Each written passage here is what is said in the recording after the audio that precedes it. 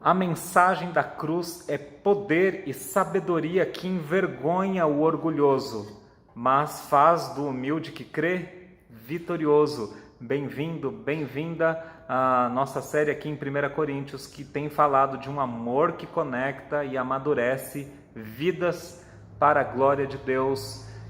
Bem-vindo, esteja à vontade aqui e obrigado por, talvez eu esteja sendo bem-vindo aí na sua casa, na sua mão, aí no seu celular, no seu computador. Então eu agradeço por estar sendo bem recebido por você nesse momento, nesse instante. Aproveite esse papo aqui, essas reflexões, e nós vamos falar de orgulho, vamos falar de humildade, vamos falar de vanglória do homem, as nossas vanglórias, os nossos orgulhos dos nossos feitos e o que isso faz ou não faz. Ok? Fica aí, acompanha aí. Não deixa depois de compartilhar, se você está recebendo aí um link no YouTube, esse vídeo pelo YouTube, se inscreve aí, curta, essas coisas aí que o povo pede, que eu nunca peço. Então hoje eu lembrei. Deus abençoe você por isso. Vamos lá, vamos continuar então o nosso papo aqui, que está falando aqui, trocando em miúdos, bem rapidinho. Jesus envergonha o orgulhoso, mas faz do humilde vitorioso, né? Mais rápido agora para você lembrar, né? A mensagem da cruz, ela traz o poder e sabedoria, ela demonstra o poder e a sabedoria de Deus. Mas o que isso faz com as pessoas cheias de si? E o que faz com as pessoas que são humildes e entendem quem são, quem Deus é e o que elas não conseguem fazer por si só? Vamos conversar sobre isso. O texto é 1 Coríntios capítulo 1, do verso 18 até o capítulo 2, verso 5. O trecho todo aí não é muito longo e ele tem toda uma coesão que mostra isso pra gente. Tá legal? Se você não pegou aqui as outras mensagens, as outras partes, volta lá, vê alguma coisa lá, ou vê esse daqui, depois vai lá para a primeira, da introdução, fala, entendi todo o cenário, agora faz sentido algumas coisas. Mas dá uma conferida nos outros conteúdos aí que a gente tem dessa série, para você entender bem legal, tá? O que eu preciso puxar lá daquele começo, o que hoje vai ajudar bastante a gente. Paulo, ele chegou nessa cidade aqui de Corinto, que é muito movimentada, né? Estou falando como se a gente estivesse vivendo hoje, que isso fica bem vivo para a gente. Muito movimentada, cheia de gente, cheia de culturas diferentes, gente com muitas diferenças sociais, financeiras, de posições, gente que tinha muito poder, assim, por ser alguém do Império Romano vivendo naquela cidade, e outras pessoas que eram pescador, eram uma pessoa que tinha outras profissões e não tinha tanto poder quanto aquele que tinha aquele poder X lá.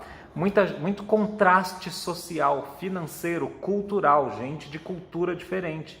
Então, um caldeirão pronto para explodir o tempo todo, de gente se achando melhor que outra gente. Porque a minha nacionalidade, a minha etnia, a minha família, os meus descendentes, o meu dinheiro, minhas posses, a minha posição,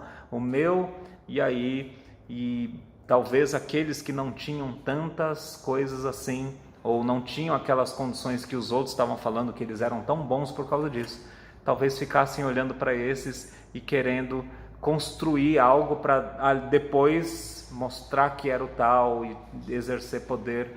Uma cidade de muita competição, muita vanglória, eu sou melhor do que você, ok? Guarda isso. Guarda também o fato que a gente disse que Paulo chegou ali, ele chegou sozinho, ele não chegou com a equipe, com os amigos, com os irmãos ali, ponta firme dele, ele chegou nesse lugar sozinho, ele já tinha chegou na Grécia sozinho, ele já tinha estado em Atenas sozinho, ele chegou para esse lugar sozinho, aí ele faz amizade, trabalha, faz bastante coisa ali e prega, e não dá em nada. Chegam os amigos, os irmãos que ele já conhece, isso dá um ânimo para o coração, né? Embora ele já tivesse feito amizade ali com outros cristãos, Priscila e Áquila, então isso já fortalece, né? Mas ele chegou sozinho, ele chegou para um lugar muito grande, muito cheio de muito cheio de muitos problemas, era muito problema, muito problema.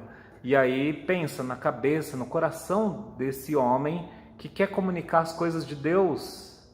Como ele chega ali talvez com temor, com tremor, meio assim, não sei, muito tempo sozinho, muito tempo fazendo as coisas só ele, né? Então pregou também, pregou e não deu em nada, até que ele desiste, fala, eu não vou mais falar com os judeus e vou para os gentios. E ele para de falar nas sinagogas, e na casa do lado, quando ele para, ele chega, não aguento mais, não consigo, eu não consigo. Paulo, hein? Paulo que sempre conseguia, por causa de Deus, claro. Ele chega num ponto dele falar, eu não consigo, parei com vocês. E aí foi para a casa do lado, talvez, mas assim já, vamos lá, vai. E ali teve conversão. Ali, quando cansou, quando estava bravo, estressado, temeroso, falou, não consigo mais. Ali teve, nesse momento teve conversão. Como se Deus estivesse ali falando assim, pronto. De novo eu estou mostrando que sou eu que faço, não você. Então, voltando para o nosso tema de hoje, a mensagem da cruz é o poder e sabedoria que envergonha o orgulhoso, mas faz do humilde que crê vitorioso. O texto em 1 Coríntios diz assim, capítulo 1, verso 18, pois a mensagem da cruz é loucura para os que estão perecendo, mas para nós que estamos sendo salvos é o poder de Deus, pois está escrito, destruirei a sabedoria dos sábios e rejeitarei a inteligência dos inteligentes. Onde está o sábio? Onde está o erudito? Onde está o questionador desta era? Acaso não tornou Deus louca a sabedoria deste mundo? Visto que na sabedoria de Deus o mundo não o conheceu por meio da sabedoria humana, agradou a Deus salvar aqueles que creem por meio da loucura da pregação. Os judeus pedem sinais miraculosos e os gregos procuram sabedoria. Nós, porém, pregamos a Cristo crucificado, o qual de fato é escândalo para os judeus e loucura para os gentios, mas para os que foram chamados, tanto judeus quanto gregos, Cristo é o poder de Deus e a sabedoria de Deus, porque a loucura de Deus é mais sábia que a sabedoria humana e a fraqueza de Deus é mais forte que a força do homem. Irmãos, pensem no que vocês eram quando foram chamados. Poucos eram sábios segundo os padrões humanos, poucos eram poderosos, poucos eram de nobre nascimento, mas Deus escolheu o que para o mundo é loucura para envergonhar os sábios. E escolheu o que para o mundo é fraqueza para envergonhar o que é forte. Ele escolheu o que para o mundo é insignificante e desprezado e o que nada é para reduzir a nada o que é, a fim de que ninguém se vanglorie diante dele. É, porém, por iniciativa dele que vocês estão em Cristo Jesus, o qual se tornou sabedoria de Deus para nós, isso é, justiça, santidade e redenção para como está escrito, quem se gloriar, glorie-se no Senhor. Eu mesmo, irmão, quando estive entre vocês, não fui com discurso eloquente, nem com muita sabedoria, para lhes proclamar o mistério de Deus, pois decidi nada saber entre vocês, a não ser Jesus Cristo, e esse crucificado. E foi com fraqueza, temor e com muito tremor que estive entre vocês. Minha mensagem, minha pregação não consistiram em palavras persuasivas de sabedoria, mas consistiram em demonstração do poder do Espírito, para que a fé que vocês têm não se baseasse na sabedoria humana, mas no poder de Deus. Obrigado, Senhor, pela leitura da Tua Palavra. Por favor, fale conosco. Em nome de Jesus. Amém. O texto está lido e nós vamos aí trecho por trecho, então 3, 4 trechos aí para a gente prestar atenção, lembrando que a mensagem da cruz é o poder e sabedoria de Deus que envergonha o orgulhoso, mas faz do humilde, o humilde que crê na mensagem da cruz, esse humilde vitorioso. A mensagem da cruz então é loucura. Ela é loucura para quem? Para o que está morrendo. Então, Paulo aqui está mandando uma carta para essas pessoas, falando, como é que vocês estão divididos? Como é que vocês estão tão orgulhosos de um grupo X, o grupo Y, e por causa do orgulho de vocês, ou do grupinho aí de vocês, vocês humilham uns aos outros e acham que o outro não é nada? Vocês estão malucos? E aí, para vários problemas dessa igreja, Paulo ele apresenta a mesma solução, Evangelho, cruz de Cristo. E aí, para cada problema, ele apresenta um aspecto da cruz de Cristo. Então pensa, pessoas se orgulhando que são demais, que são isso, aquilo, outro, e desprezando o outro, e achando que o outro não é nada, que o outro é um mero pecador e tal. E aí, Paulo começa de novo esse argumento, ou continua o argumento falando que a mensagem da cruz é loucura, né? Então, para os que estão morrendo, mas para os que estão sendo salvos é o poder de Deus. Por que ele está falando de loucura, sabedoria, poder, fraqueza? Porque muita gente naquele lugar estava fazendo partidos, ou assim falando, olha como nós somos os sábios, olha como nós somos do grupo de Apolo, um pregador do grupo de Paulo, inclusive, que tinha estado por lá e que era muito eloquente, muito bom com palavras.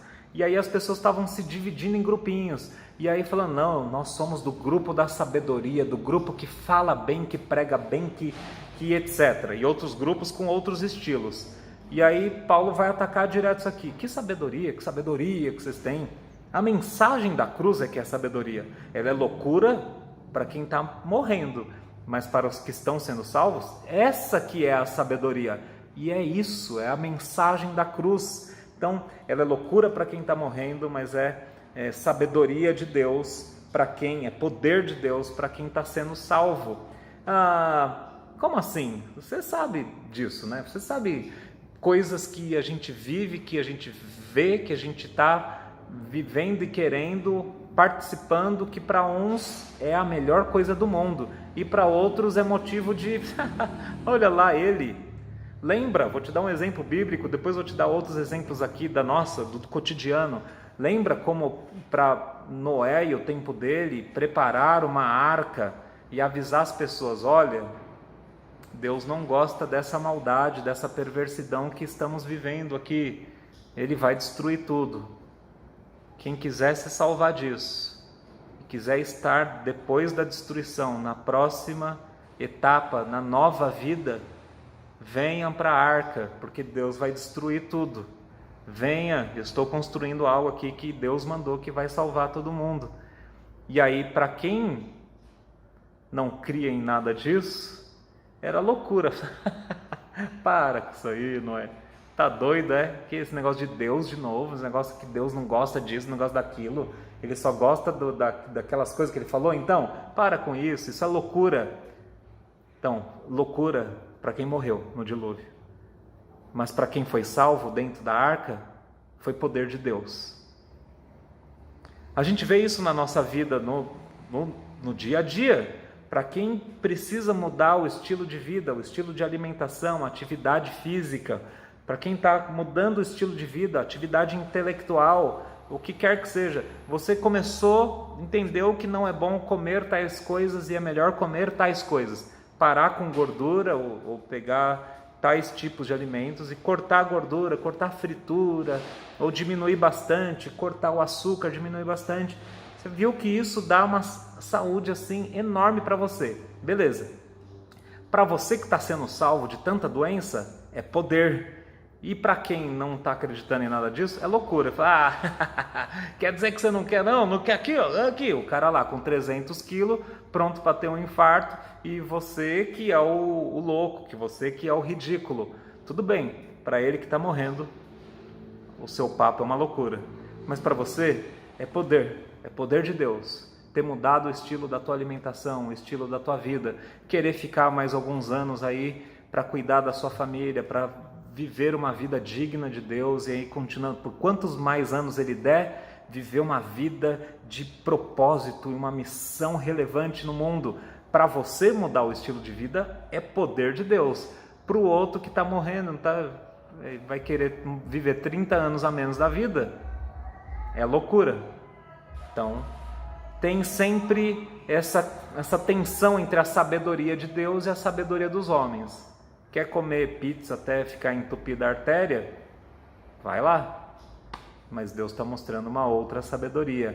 Pensa em atividade intelectual, pensa em atividade cultural no Brasil.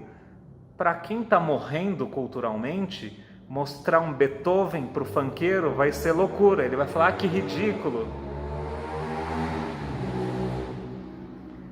Ah, que ridículo. É bom, ele está morrendo, tá com, né? O funkeiro que eu digo é o funk do funk do funk. É o funk do funk do funk do bandido, entendeu?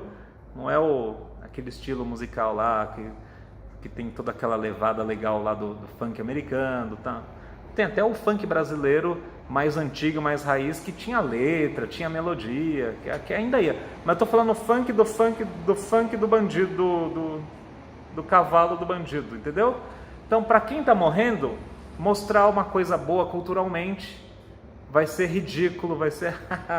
Então, para esses vai ser loucura, para o outro vai ser poder. Então, você que já gosta de outros estilos musicais mais refinados, etc., você já consegue falar, opa, isso aqui é da hora, isso aqui é legal.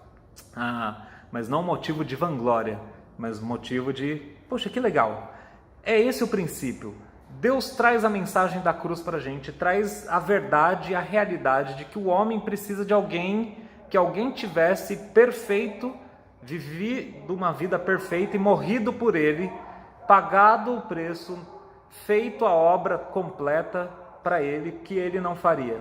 A gente precisaria disso. Essa é a mensagem da cruz. Jesus foi esse. Para quem não está entendendo, para quem está morrendo no seu próprio orgulho, é loucura, é ridículo. Jesus, tá bom, fica com o seu Jesus. Tudo bem. Mas para aqueles que estão sendo salvos, a mensagem da cruz é poder de Deus. E aí do verso 19 ao 25, Paulo vai detalhar isso de forma assim teológica, vai mostrar ali como isso funciona. E ele dá um texto do Antigo Testamento e ele mesmo mostra a realidade disso. Pois está escrito, destruirei, verso 19, destruirei a sabedoria dos sábios, rejeitarei a inteligência dos inteligentes. Isso que Deus disse lá em Isaías, eu destruirei a sabedoria do sábio e rejeitarei a inteligência dos inteligentes. Onde está o sábio? Onde está o erudito? Onde está o questionador dessa era? Acaso não tornou Deus louca a sabedoria deste mundo? São as verdades divinas para a gente. Quando a gente está achando que a gente, olha como eu sei demais, olha como nós, olha como a gente manja e vai conseguir. E aí Deus mostra para a gente, então, isso ainda é pouco. Isso é pouquíssimo perto de mim. Onde está o sábio? Quem que vai ser aquele que vai falar, olha, esse aí é o sábio? Paulo está interrogando a igreja lá para ver quem é que era realmente o sábio naquela igreja lá. Porque a gente via pela vida deles que a própria vida demonstrava uma falta de sabedoria completa. Verso 21, visto que na sabedoria de Deus, o mundo não o conheceu por meio da sabedoria humana, agradou a Deus salvar aqueles que creem por meio da loucura da pregação. Então, visto que na sabedoria de Deus, agradou a Deus salvar não os que creem pela sabedoria humana, porque tentar chegar a Deus, eu vou aqui, vou pensando e vou meditando, vou refletindo, você consegue chegar em conclusões de que Deus existe. Claro, a pessoa inteligente, realmente inteligente, ela vai chegar à conclusão que Deus existe. Ela vai chegar a várias conclusões do que é moral e do que não é moral. Ela vai começar a entender, poxa, isso aqui é certo em qualquer cultura, isso aqui é errado em qualquer cultura, né? Você chegar e fazer mal para alguém que não tem como se defender, qualquer cultura no mundo, sem ter contato uma com a outra, vai fazer assim, não pode fazer isso. Como é que você vai bater num bebê? Como é que você vai fazer mal para todo ser humano em qualquer cultura? Então, a pessoa com a sabedoria humana, com a inteligência, ela vai entender várias coisas de Deus. O que Deus está falando aqui é o seguinte, é que a sabedoria humana não faz o homem chegar ao céu, não faz o homem chegar ao pleno conhecimento de Deus, de quem ele próprio é, o próprio homem é, quem Deus é e como ele precisa de Deus. Então a própria sabedoria, o esforço humano não chega no ponto que a gente precisaria para estar finalmente e para sempre na presença de Deus e desfrutando de todas as coisas boas que Deus tem todo um mundo perfeito. A gente não consegue fazer um mundo perfeito, a gente tenta e você vê que fica pior. Então, não foi pela sabedoria, não é pelo jeito humano, a força humana, a gente não chega lá. E Deus se agradou de se revelar pela loucura da pregação, que vem com sabedoria, mas a sabedoria dele. O verso 22, 23 e 25, 22, 23 e 24, diz assim: os judeus pedem sinais miraculosos e os gregos procuram sabedoria. Então, tudo jeito humano, né? O judeu que conhecia o Velho Testamento, ele queria sinal, maravilha, porque ele já conhecia o Deus do Antigo Testamento. Fala: se você for mesmo o Messias, Jesus, então faz tal coisa. Então faz tal coisa. Por que você não faz? E Jesus fazia, e mesmo assim os caras ficavam com o coração duro. E alguns até balançados, mas aí quando vê o Messias na cruz, eles que queriam coisas explosivas e um líder político para destronar o Império Romano, e aí eles pediam sinais, e o líder político, o líder que ia acabar com tudo e restaurar Israel, que ia ser o presidente, ou aquele que ia dominar tudo de uma vez, do jeito certinho. E aí eles não entenderam que era Jesus. Os judeus pedem sinais miraculosos e os gregos procuram sabedoria.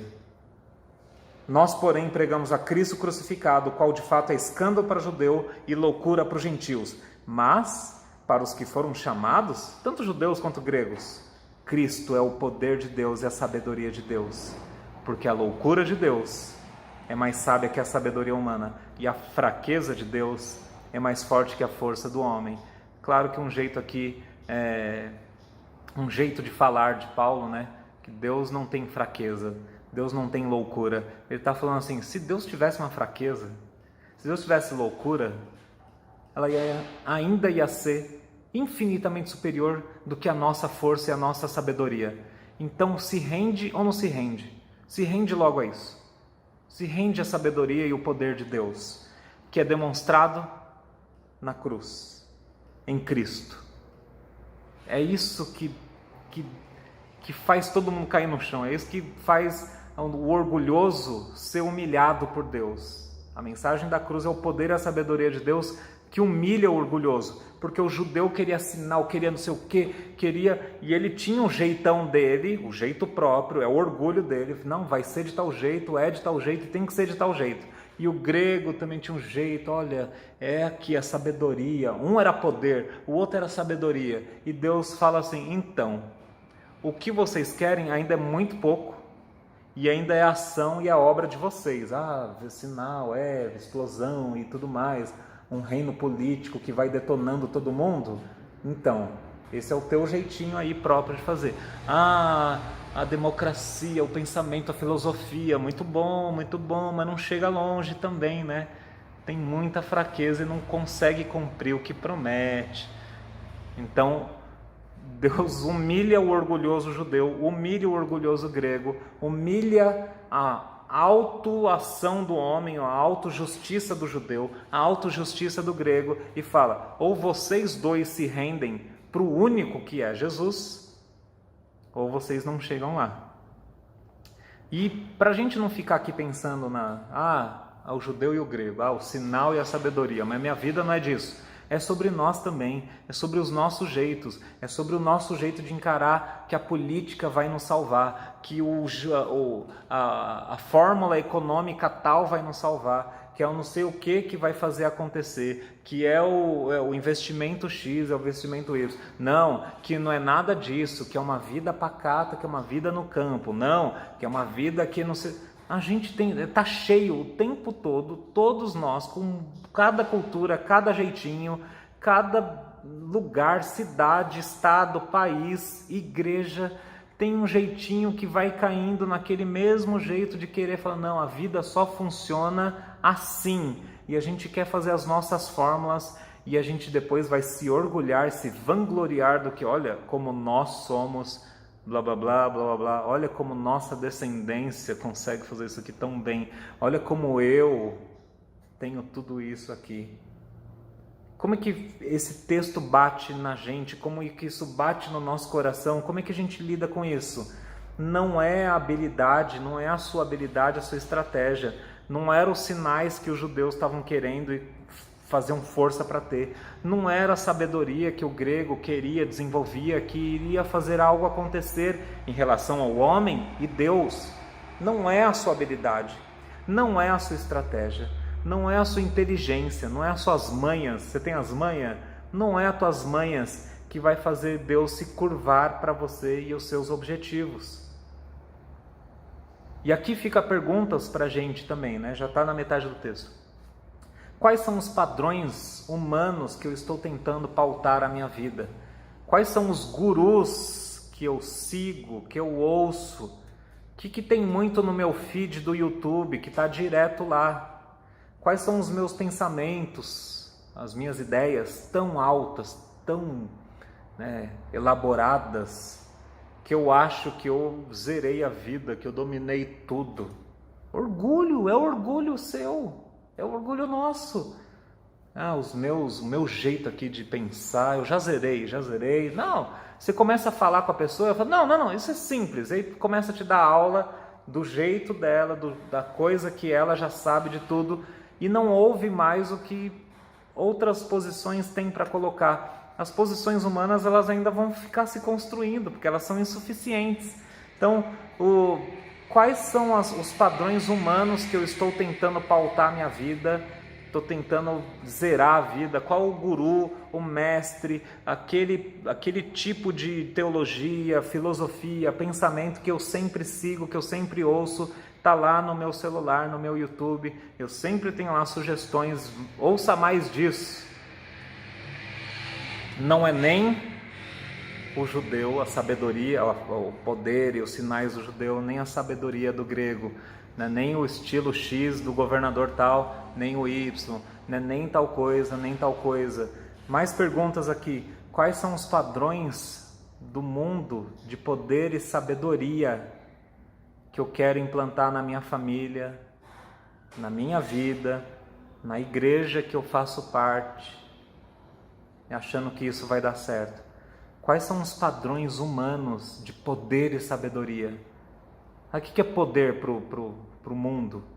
É ter mais, é brilhar mais, é aparecer mais. Será que é esse o padrão que eu estou querendo para minha família? Ter mais, comprar mais um maior, um mais novo, um que brilha mais, um que eu sinta a casa tremer quando toca a música no negócio, um que se conecte com outra coisa, que se conecta, que eu espirro e já vem um robô para me assoar o nariz. O padrão do mundo está falando que a gente precisa ter mais, e melhor, e mais novo, mais tecnológico, e que pense por nós. Quais são os padrões do mundo de poder e sabedoria que eu tento implantar na minha vida, na minha família, na igreja? Esperando que isso seja o que vai finalmente fazer tudo acontecer. Quer um exemplo disso? A gente está encharcado dos padrões de poder e sabedoria, do jeito de contar história de Hollywood, de Netflix, de Amazon Prime, de Disney, de não sei o que. Esse é o jeito do poder e a sabedoria do mundo. Então lá está tudo do jeitinho, estou falando do jeito inclusive da gente ver e acompanhar as coisas. Estou falando da história em si, o jeito. Aí quando a gente vai abrir a Bíblia, a gente fica chateado porque, é só isso? Aí quando a gente vai conversar um com o outro sobre Deus, a gente quer mais, a gente quer o jeito do mundo.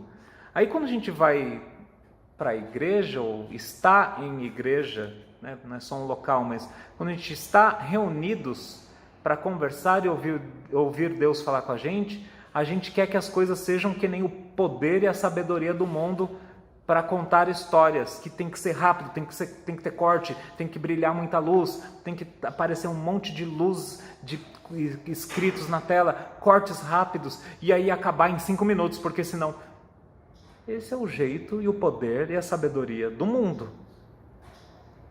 E a igreja, ao invés, você igreja, nós igreja, cristãos, ao invés de estar sendo sal e luz no mundo para segurar a podridão da mente das pessoas que está apodrecendo, cada vez mais a gente está ficando assim, quê?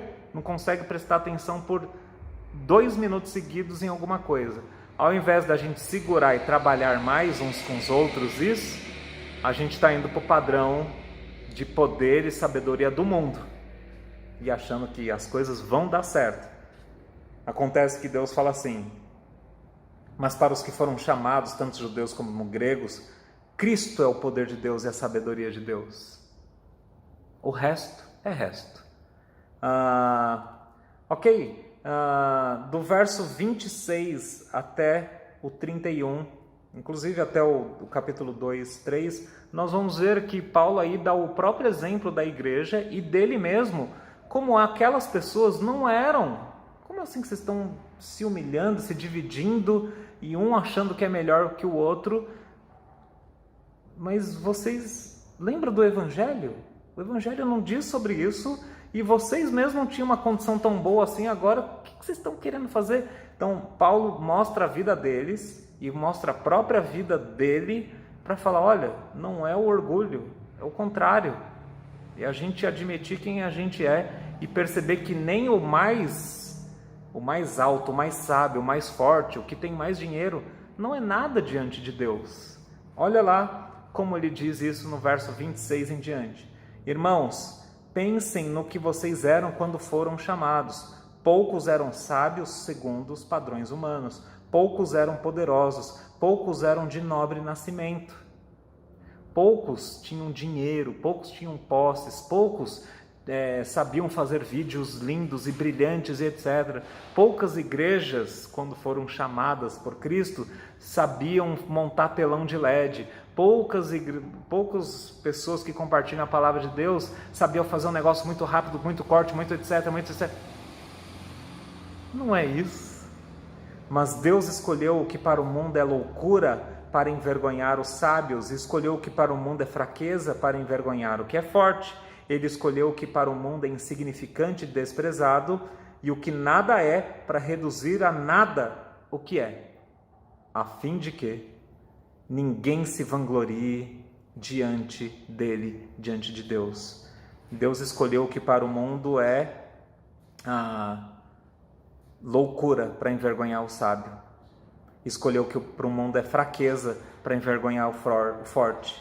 Escolheu o que para o mundo é insignificante para envergonhar o que se acha algo, para reduzir a nada o que se acha que é. Paulo está falando para essas pessoas, vocês mesmos não tinham tantas coisas assim, agora estão se vangloriando, se achando tanto. Poucos de vocês tinham tantas coisas quando foram chamados por Deus. E aqui, o detalhe, o segredo é, Deus não está falando assim, eu gosto e prefiro e só quero quem não tem posses, quem não tem qualidades, quem não tem nada. Porque a palavra é, poucos de vocês eram. Não está falando aqui que Deus só chamou, ou só creu no Evangelho quem não tinha nada, quem era super, não tinha nada. Nenhum dom, talento, nem dinheiro, nem inteligência, nem nada. Deus está falando, poucos de vocês tinham alguma condição. O que quer dizer que alguns tinham condição financeira, alguns tinham mais talentos, alguns tinham mais dons, alguns tinham mais coisas. A coisa não é quem tem ou quem não tem, e quem não tem é bom, e quem tem é mal. A coisa é quem está se orgulhando diante uns dos outros, assim, olha como eu tenho. Ou quando quer ter, cria um outro status, eu não tenho dinheiro, mas eu tenho poder na igreja. Olha como eu tenho poder. E Deus está falando para todo mundo, vocês estão loucos. Não era nada disso, não é nem quem tem, nem quem não tem. Porque Deus escolheu que para o mundo é loucura, para envergonhar o sábio. Escolheu que para o mundo é fraqueza, para envergonhar o forte. E o desprezo, escolheu o que é desprezado para reduzir a nada o que achava que era. Ele está falando de quem? Das pessoas ali? Não, ele está falando da cruz de Cristo. Deus escolheu o que é loucura para envergonhar o sábio. Era loucura para o judeu ver o Messias pendurado na cruz. Era loucura para quem estava esperando um líder político que ia detonar tudo e chamar as forças armadas para fazer uma intervenção militar lá em Israel. Era loucura para eles verem o homem que se dizia o Deus, o Rei do Universo, se dar e morrer como humilhado, inclusive. Era loucura, era fraqueza. Fala, não, isso não é. Não, isso não é força, isso é fraqueza.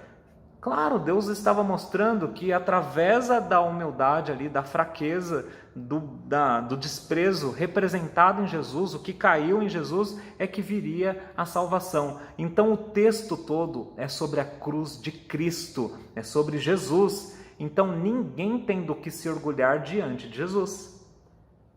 Nem quem tinha muito, nem quem tinha pouco, porque perto de Jesus todo mundo tinha era nada. Nem quem tinha algum dinheiro, nem quem não tinha nenhum dinheiro. Perto de Jesus todo mundo é miserável. Nem quem tinha um pouco de inteligência, muita inteligência ou nada de inteligência. Perto de Jesus todo mundo é louco, maluco, é uma ameba. Esse é o ponto. Quando o texto coloca, Deus coloca através do texto o tempo todo a cruz de Cristo na nossa frente, Ele está falando assim, ninguém tem do que se orgulhar, porque todo mundo era devedor, todo mundo é devedor e todo mundo precisa de um Salvador. O Salvador é Jesus. E se o símbolo é insignificante, fraqueza, loucura, porque era a cruz, era desprezo, morte do próprio Deus na cruz. Se o símbolo e a coisa foi feita desse jeito, azar de quem não está entendendo, quem não gosto disso não. Porque o próprio Deus se humilhou, quem dirá nós? A gente quer viver orgulhoso e se achando o máximo. Deus se humilhou por nós, Deus morreu na cruz por nós. Não tem motivo nenhum de vanglória da tua parte, nem da minha. Quem tem muita inteligência, muitos talentos, muitos não sei o que, tem motivo nenhum. Porque se não fosse Jesus, tudo isso que a gente tem ou tinha não ia servir para patavinas nenhuma. Fica muito claro nessa parte, através do exemplo daquelas pessoas, que eles mesmos não estavam lembrando que eles foram chamados, muitos e muitos deles, sem ter quase nada. E aí a salvação tinha vindo pela riqueza de Jesus, não pela deles. A riqueza está em Jesus, Ele é o tesouro para a gente, ok?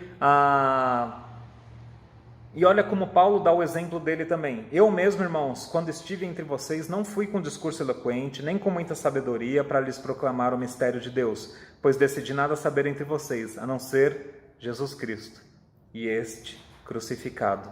Paulo mesmo falando assim, ele diz ali, foi com fraqueza, temor e com muito tremor. Eu não estava nos meus melhores dias, eu não conseguia nem falar direito. E Paulo argumentava bem, Paulo era bom de falar, sabedoria, ele arrebentava.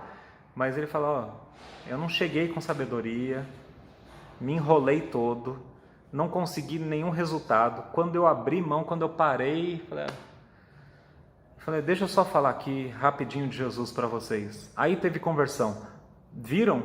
Não fui eu, não fiz nada, eu só proclamei a verdade de Deus e vocês nasceram de novo. Vocês não eram nada e eu também não fiz nada. O que aconteceu? Eu falei da mensagem de Jesus, falei da mensagem da cruz. Os orgulhosos estão morrendo por aí, mas todos vocês que foram humildes, entenderam que eram pecadores, não conseguiam chegar lá, creram em Jesus, vocês nasceram de novo.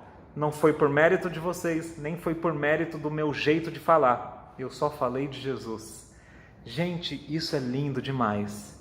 E aí ele termina com 4 e com 5, falando, minha mensagem, minha pregação não consistir em palavras persuasivas de sabedoria, mas consistir em demonstração do poder do Espírito, para que a fé que vocês têm não se baseasse na sabedoria humana, mas no poder de Deus. A mensagem de Paulo para eles era só o Evangelho, era só a mensagem da cruz. Não foi baseado na estratégia dele, no jeito de falar. E Paulo falava, ele tem o pensamento organizado. É só ver as cartas que ele escreve. Tudo tão organizado, tão logicamente ligado, Todas as palavras têm um porquê de estar ali, tem ligação com outros pontos. Você fala, cara, que negócio impressionante. Mas o próprio Paulo está falando assim, gente, não foi a sabedoria e a estratégia. Foi o poder do Espírito Santo que aplicou a mensagem da cruz. A mensagem da cruz. O jeito de Deus fazer. E o poder do Espírito Santo, a Trindade unida aí na salvação do homem. Foi isso, foi o poder de Deus, o poder do Espírito Santo.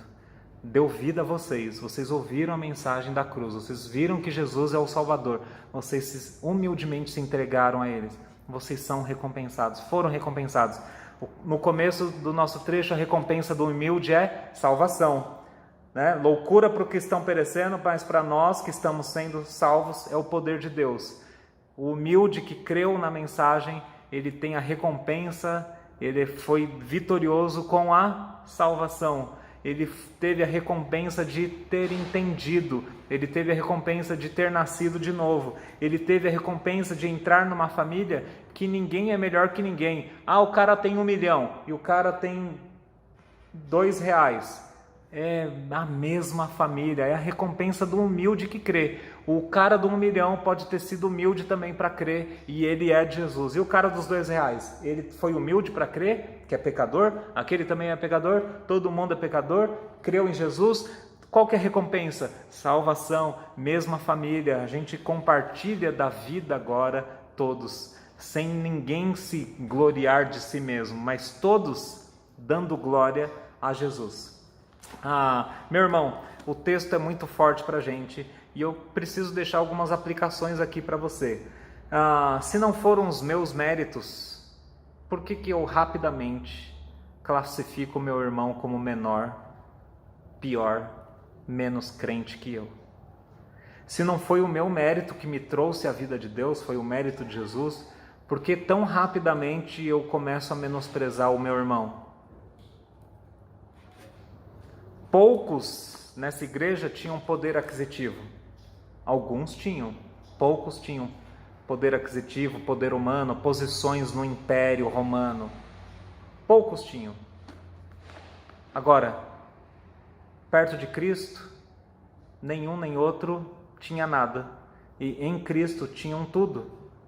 Que todos se orgulhem em Cristo, não na sua posse, não no seu conhecimento, não na sua descendência, não no seu, olha como eu vim de tal lugar, olha como eu sou de tal jeito, olha como...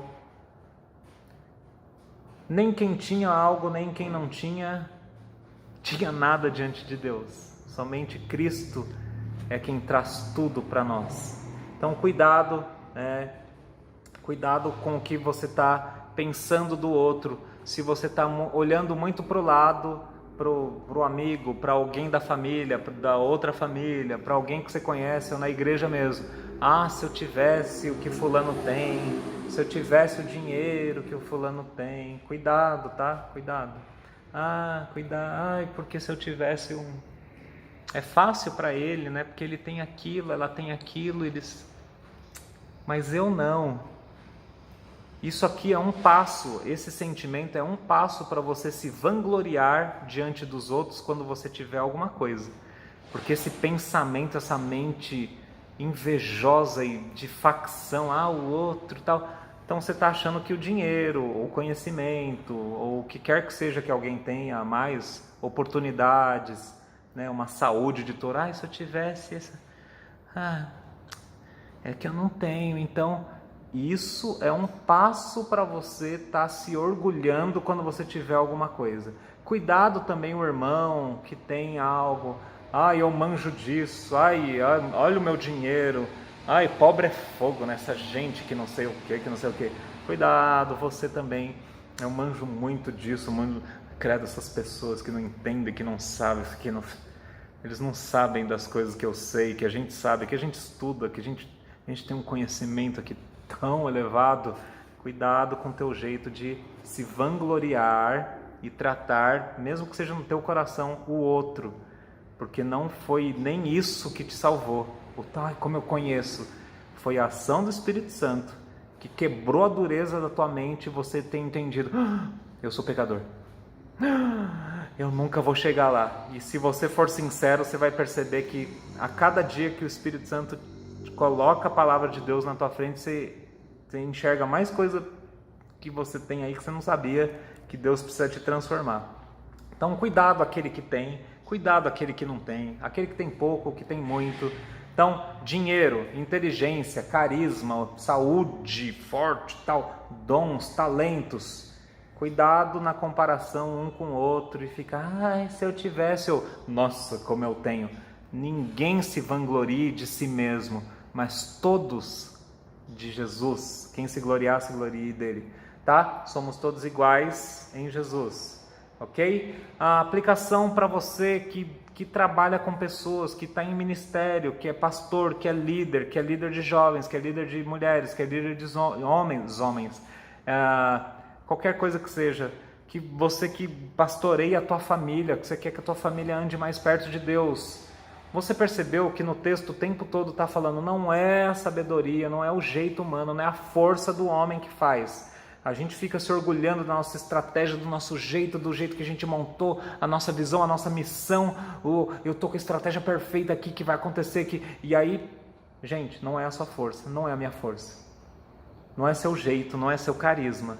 Não é. Faça força, faz pela força, faz pelo teu jeito e teu carisma. Faz os outros te seguirem, que isso vai acontecer por uma semana, um mês, um ano. Faz na força. O teu poder, a tua estratégia, a tua sabedoria. Faz. E vai dar certo uma vez, duas vezes. Agora prega Cristo. Bota Jesus na frente das pessoas. Eu decidi nada saber diante de vocês a não ser Cristo e Cristo crucificado. A mensagem da cruz. Cristo crucificado. Nós, porém, pregamos Cristo crucificado, o qual de fato é escândalo para os judeus e gregos, mas para os que foram chamados, Cristo é o poder de Deus, a sabedoria de Deus, que ninguém se vanglorie diante dele, é Cristo. Então não faz pela tua força que você vai colher erva daninha, você vai colher gente te seguindo até a hora que você fica fazendo força. Crie estratégia, que seja criativo, e você vai ter que ser criativo para sempre, cada dia, cada domingo, cada sábado, você vai ter que ficar criando, eu tenho que bolar um negócio novo para a galera, porque, prega Cristo. Olha a diferença. A gente faz a nossa sabedoria, o nosso jeito. Por outro lado, faça só o seguinte. Pregue Cristo. Coloque Jesus, o Evangelho, a cruz diante das pessoas. A graça. E deixa fluir. Veja o que isso vai se tornar. Veja a vida, relacionamento que vem da graça. Não tem peso. Foi Cristo. Ninguém merecia. Ele fez. Eu sou salvo. Veja vidas sendo transformadas, inclusive, sem você ter que fazer força. Você ensina, mostra o que é correto, mas prega Cristo, Ele como aquele que fez tudo. Deixa o Cristo crucificado e ressurreto ficar diante das pessoas.